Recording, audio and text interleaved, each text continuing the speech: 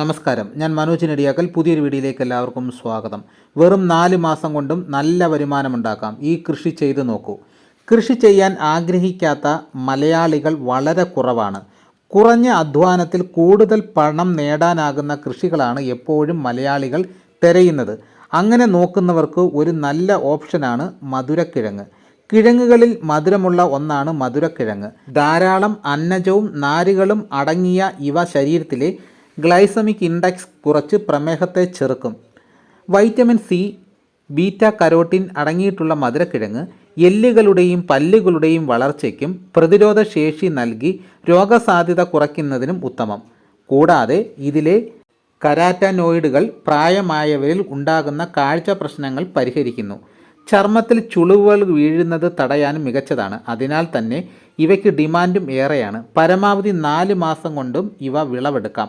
കൃഷി ചെയ്യേണ്ട രീതി: 20 മുതൽ 30 സെൻറ്റിമീറ്റർ നീളമുള്ള 4-5 നീളമുള്ള മുട്ടുകളുള്ള കരുത്തുള്ള വള്ളിക്കഷ്ണങ്ങളാണ് നടേണ്ടത്. വള്ളികളുടെ തലപ്പും നടുഭാഗവും നടാനെടുക്കാം. നല്ല സൂര്യപ്രകാശമുള്ള വെള്ളക്കെട്ടില്ലാത്ത സ്ഥലത്താണ് കൃഷി ചെയ്യേണ്ടത്. കൃഷിയിടം കിളച്ചൊരുക്കി തടമെടുത്ത് കൂന കൂട്ടിയും വള്ളി നടാം. അടിവളം ചേർക്കാൻ വിട്ടുപോകരുത്. 1 സെൻറ്റിന് 2 കിലോ കുമ്മായം, സെൻറ്റിന് 40 കിലോ ചാണകം, കമ്പോസ്റ്റ് ഇതെല്ലാം അടിവളമായി ചേർക്കാവുന്നതാണ്. നടുമ്പോൾ വള്ളിയുടെ മധ്യഭാഗത്തെ മുട്ടുകൾ മണ്ണിൽ നന്നായി താഴ്ത്തിയും മുറിച്ചും അഗ്രഭാഗങ്ങൾ പുറത്തുമായി വേണം നടാൻ. കൂനകളിലായി നടുന്നെങ്കിൽ കൂനകൾ തമ്മിൽ 2.5 അടി അകലം വേണം. ഒരു കൂനയിൽ 3 വള്ളിക്കഷ്ണങ്ങൾ വരെ നടാം. വള്ളികൾ നട്ട ശേഷം നനച്ചു കൊടുക്കണം. ഇത് വേഗത്തിൽ വേര് മുളയ്ക്കാൻ സഹായിക്കുന്നു. നട്ട് 2 ആഴ്ച കഴിഞ്ഞും 5 ആഴ്ച കഴിഞ്ഞും കള നീക്കി മണ്ണ് കൂട്ടാം.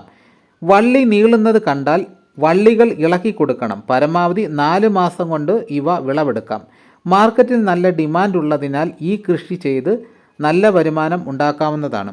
ഇതോടുകൂടി വീഡിയോയുടെ പൂർണ്ണമാകുന്നു. എല്ലാവരും ലൈക്ക് ചെയ്ത് സപ്പോർട്ട് ചെയ്യണം. ആദ്യമായിട്ടാണ് ഈ ചാനൽ കാണുന്നതെങ്കിൽ സബ്സ്ക്രൈബ് ചെയ്യാൻ മറക്കരുത്. മറ്റൊരു വീഡിയോയുമായിട്ട് ഉടനെ എത്താം. എല്ലാവർക്കും എൻ്റെ നന്ദി.